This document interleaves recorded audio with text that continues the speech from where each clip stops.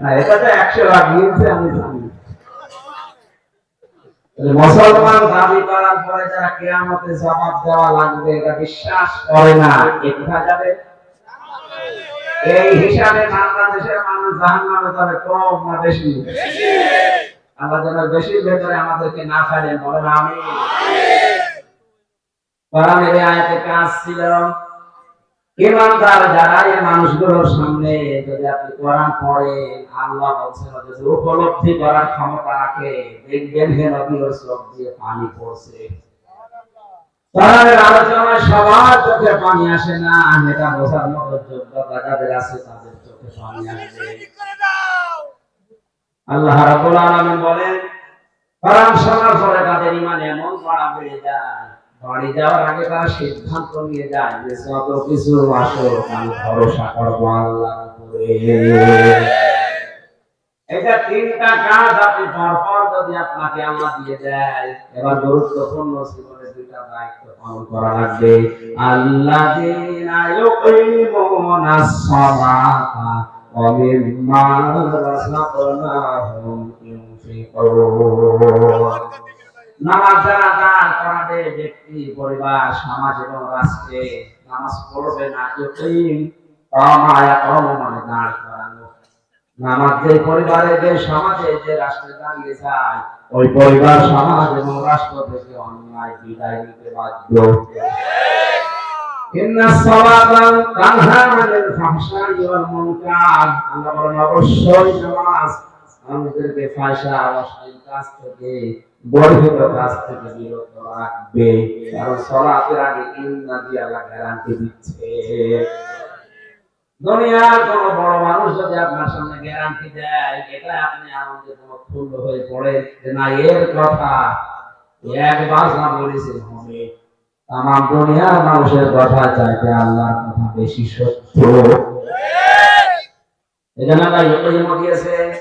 সুতরাং এখন থেকে আমাদের দায়িত্ব হবে আমাদের ব্যক্তি, পরিবার, সমাজ, রাষ্ট্রে আমরা যেন অন্তত নামাজকে দাঁড় করাই। নামাজ দাঁড় করাতে কমপক্ষে 13টা জিনিস লাগে। কয়টা? নামাজের ভেতরে বাইরে 13 ফরজ। এই ফরজগুলোর প্রতিটি কারণ আছে। নামাজের প্রথম ফরজ আমরা জানি, নামাজের বাইরে শরীর পাক। কি পাক? শরীর পাক। বলেন বলেন, শরীর পাক। এই শরীর মানে শুধু 3.5 হাত বডি না। নবীজি জানিয়েছেন তামাম দুনিয়ার মুসলমানের একটা শরীরের মতো। কোন জায়গায় যদি কোন মুসলমান কষ্ট পায়, জুলমের শিকার হয়, তুমি যদি আমেরিকায় বাস করো তাহলে তোমার মনে একটু কষ্ট লাগা লাগবে। তামাম দুনিয়ার মানুষ মুসলমান যারা, এটা কিসের মতো? একটা শরীরের মতো। কিসের মতো? এই নামাজ পড়তে গেলে শরীর পাক করো।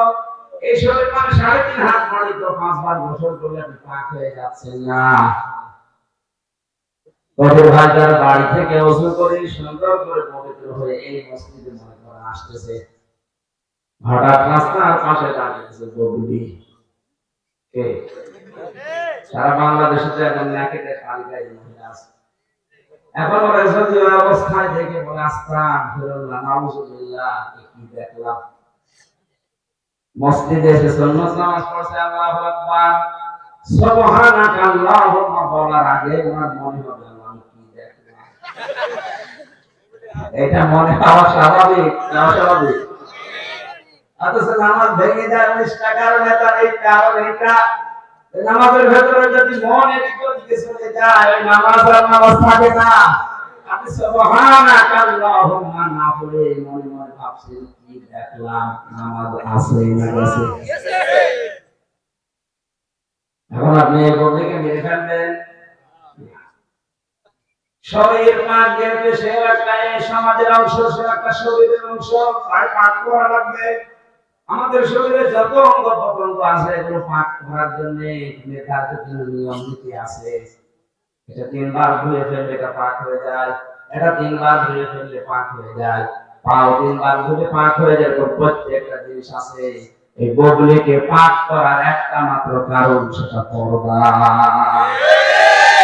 ওই পর্দা দিয়ে দেন, তখন আপনি যদি খাস পর্দা অবস্থায় রাস্তায় দেখেন আপনার মনের ভেতরে শয়তান খারাপ মন্ত্রণা দিতে পারবে না। কারণ এরকম মহিলা রাস্তায় দেখলে আপনার মনে হবে আমার খালা বা আমার মা। আর মানুষ মা এবং খালার প্রতি খারাপ ধারণা করে না। যারা মেয়েরা বসে আছেন আপনার মর্যাদা কিন্তু পর্দার ভেতরে। আপনি মনে করছেন না বকলি যেমন একেবারে টপ লেভেলে উঠে গেছে, আমি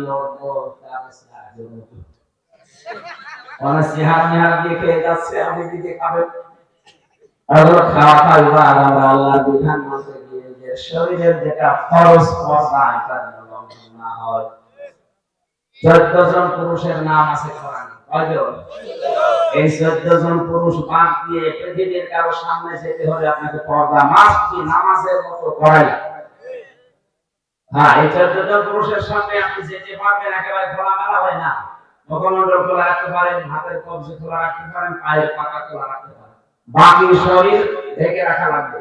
কথা বুঝতেছেন? আল্লাহ কি বয়ুতিকুম ওয়ালা তাবাররাজনা তাবাররুজাল জাহিলিয়াতিল উলা, সূরা হাসাদের 33 নম্বর আয়াতে আছে, হে পৃথিবীর মেয়েরা, তোমরা তো সাধারণ সমস্ত উল্টা পাল্টা মেয়ের মতো না, তোমরা মুসলিম মহিলা, তোমাদের একটা দাম আছে। এই আয়াতটা যদিও নবীজির স্ত্রীদের জন্য নাযিল হয়েছে, কিন্তু মুসলিম মুমিনা নারী যারা তাদের জন্য আয়াত। বাইরে যখন যাবে, বাইরে যাওয়ার সময় যেন তাবাররুজ করবে না। বাইরে যাওয়ার সময় তাবাররুজ কি? পোশাক হয়ে যাবে 8 ছোটখাটো, মাজা হেলে দিলে চলবে, আর সাজগোজ বেড়ে যাবে যখন বাইরে যাবে। এই যে 3টা কথা বললাম তাবাররুজের অর্থে, এদেশে এরকম মানুষ নেই। অথচ কিন্তু নামাজও পড়ে না, আপনার নামাজ হচ্ছে না। যে নামাজ আপনাকে ফরজ পর্দা করতে দেয় না, এত বড় গুরুত্বপূর্ণ একটা বিধান, আপনি এর ভেতরে আসতে চান না। এর জন্য শুধুমাত্র ওনারাই দায়ী তা না, বিভিন্ন জিনিস দায়ী আছে, তার ভেতরে অন্যতম হচ্ছে আমাদের শিক্ষা ব্যবস্থা। এখানে যা শেখানো হচ্ছে পর্দা করার কথা, ওরা এখন ফরজ থেকে ধীরে ধীরে নেমেছিল, এরপর একটা অফিসে এখন তো সব ওয়ান পিস, কিছুদিন পরে নেই পিস। আমার মা বোনেরা যশোর, কুষ্টিয়া, ঝিনাইদহ এগুলো তো পাশাপাশি ছিল। আমি যশোরে, খুলনা এগুলোতে আসলে মনে হয় যে আমার বাড়িতে আছে। সুতরাং এরকম আপনজন মনে করে বলছি, আপনি আসার পরে খাস পর্দা যেটা, এই 14 জন পুরুষ মানুষ বাদ দিয়ে বাকি কারো সামনে গেলে মনে করবেন এটা নামাজের মতো একটা ফরজ বিধান। আল্লাহ যারা এসেছে এদেরকে আজকে থেকে এই আয়াতটা আমল করার তৌফিক দাও। নামাজ কিন্তু দাঁড় করানো দরকার। এজন্য পাবলিকে যদি পর্দা দিয়ে দেওয়া যায়, তখন এটা দেখলে আমার নামাজের কোনো সমস্যা নেই, আমার শরীর পবিত্র হয়ে যাবে, মন পবিত্র হবে, সমাজ পবিত্র, তখন নামাজের একটা ফরজ আদায় হবে। আসারি সব জায়গায় এখন অপবিত্র সরাসরি। আমি সুবহানাল্লাহ বলে বসে পড়ে করব কি? একবার সুবহানাল্লাহ বলে 3বার শয়তান আমার মনের ভেতরে কুমন্ত্রণা দিয়ে আমার সুবহানাল্লাহ বাদ দিয়ে দেয়। কথা বলেন? আমি মারসাকে না হলে সে করব। তোমাদের আরেকটা কাজ করা লাগবে, তোমাদের রিজিক খরচ করবা। রিজিক মানে শুধু খাবার না, রিজিক মানে আপনার মেধা, আপনার যোগ্যতা, আপনার টাকা পয়সা, আপনার ক্ষমতা, যে যেখানে যেটা নিয়ে চলছে ওইটাই আপনার রিজিক। কথা বুঝতেছে? এই এলাকা থেকে বিনা কারণে একজন মানুষকে পুলিশে এসে ধরে নিয়ে যাবে। যারা প্রভাবশালী আছে, যাদের ক্ষমতা আছে, তাদের রিজিক কি? ওই জায়গায় যে অন্তত এই কথা বলা যায় যে মানুষকে আপনি এমনিতে নিতে পারেন না, আইন দেখা। এটা হয়তো যারা দায়িত্বে আছে তারা বলতে পারবে। কথা বলে ঠিক কিনা? যদি এই কাজ না করে আরো রাতের বেলা কায়দা করে ধরিয়ে দেন, 5 দিন পরে নিজে আবার ছাড়িয়ে নিয়ে আসে, মাঝখান থেকে 2 লাখ টাকা পরিবারের কাছ থেকে হাদিয়া। রিজিকই আমরা বুঝি না। রিজিক মানে মনে করে রুটি না খাওয়া। এদের প্রত্যেকটা জিনিস রিজিক, যেটা জীবন চালাতে লাগে। আমরা বিস্তারিত একটা কথা তো কষ্ট হচ্ছে। আর আসছে সেই পিরোজপুরের নটবাড়িয়া থেকে আমি তাড়াতাড়ি করছি। এবার 3টা পুরস্কারের কথা আছে। আল্লাহ পাকের কথাগুলো বলার পরে যাচ্ছে লাইকা হুমুল মুমিনুনা হাক্কান, এরা সলিড মুমিন। কি মুমিন? সলিড সলিড সঠিক যাই বলে সত্যিকারের আল্লাহর দৃষ্টিতে মুমিন এরা। কয়টা কাজ বললাম সব মিলে? পাঁচটা। কয়টা? যখন এই মানুষগুলো আল্লাহর কোরআন শুনতে আসে, আল্লাহর কোরআনের আয়াত শুনে, তখন তাদের ভেতরে সালসালা পয়দা হয়ে যায়। তারা চিন্তা করে এটা আমি সাধারণ মানুষের কথা, হামজার কথা শুনছি না, ও অ্যাডভার্টাইজ করছে কথা টাকা। কেটে ওঠে, শরীরের প্রসঙ্গগুলো খারাপ হয়ে যায় যদি বুঝতে পারে যে আমরা কি বলতে চাই। দুই নম্বর, ওই মানুষগুলোর ঈমান যদি সারা পরিমাণ থাকে, যতক্ষণ কোরআন শুনবে ঈমান বাড়তে থাকবে। আর যদি মন আবু জাহেলের মতো হয়, যতক্ষণ শুনবে ওর শুধু মেজাজ খারাপ হবে। وَإِذَا تُتْلَى عَلَيْهِمْ آيَاتُنَا بَيِّنَاتٍ تَعْرِفُ فِي وُجُوهِ الَّذِينَ كَفَرُوا الْمُنكَرَ إلى آخر আয়াত। সূরা হজের ভেতরে আছে 17 নম্বর পারা, 19 নম্বর পৃষ্ঠা, 13 নম্বর লাইনে আছে। আল্লাহ পাক বলেন, হে নবী, আমার কোরআন যখন তেলাওয়াত করে মানুষকে বোঝাবেন, যারা কাফের দেখবেন ওরা আপনাকে মনে খেয়ে ফেলছে, পারে না খেয়ে ফেলতে, দাঁত ঠিকমিট করে সব বড় বড় করে রাগে চলতে থাকে। আর আমি তখন আরো বস থেকে ফেরেশতাদেরকে বলবো সালাম বাড়িয়ে দে। এবার ঈমান যাদের আছে এখানে, তাদের আজকে ঈমান বাড়বে, মাসবি বাড়বে, সাদাতুহু ঈমান। তিন নম্বরে আমাদের কাজ হবে কোরআন শোনার পরে এদিক ওদিকে আর না গিয়ে আল্লাহর উপরে ভরসা বাড়িয়ে দেওয়া। ব্যক্তি, পরিবার, সমাজ, রাষ্ট্রে যেন নামাজটা দাঁড় করার মধ্যে এসে চিন্তা ভাবনা করে কাজ শুরু করা। কারণ নামাজ পড়ার কথা পড়া কোরআনে আল্লাহ একবার দিয়েছেন, ফাসাল্লি। ফাসাল্লি শব্দের দিকে খেয়াল করেছেন? ফাসাল্লি পর্যন্ত আল্লাহ দেয়নি। ফাসাল্লি লিরাব্বিকা, নামাজ যদি পড়তে চাও তোমার রবের নামে পড়া লাগবে। কার উদ্দেশ্যে? অনেকেও নামাজ পড়ে বিভিন্ন উদ্দেশ্যে। অনেকে বিয়ে হচ্ছে না, মনে করছে নামাজ কালাম ধরি, অনেক মেয়ের বাপ হয়তো নামাজি হয়েছে, এটা নামাজি। এটা নামাজ পড়ার কথা আছে মাত্র এক জায়গায়, তাও কিভাবে? রবের জন্য। কার জন্য?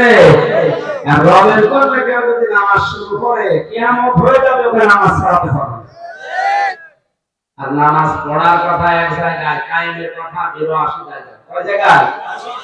এই একটা জায়গা শুনে কত মানুষ অন্তত নামাজ শুরু করে, আমরা রমজান আসতেছে শুরু করে দিই, কিন্তু কায়েম করা যেটা ওটা হইতে না। আমি একেবারে কাতার থেকে শুরু করে শেষ পর্যন্ত যা করছে, প্রত্যেকটা ওঠা বসা, তেলাওয়াতে, দোয়াতে, তাসবিহে একটা একটা করে শিক্ষা আছে। এই শিক্ষাগুলো যখন নিজের স্বামীর হাত বডি সহ পরিবার, রাষ্ট্র, সারা পৃথিবীতে ছড়িয়ে দেওয়ার জন্য এককভাবে দাঁড়ানোর সিদ্ধান্ত হয়েছে।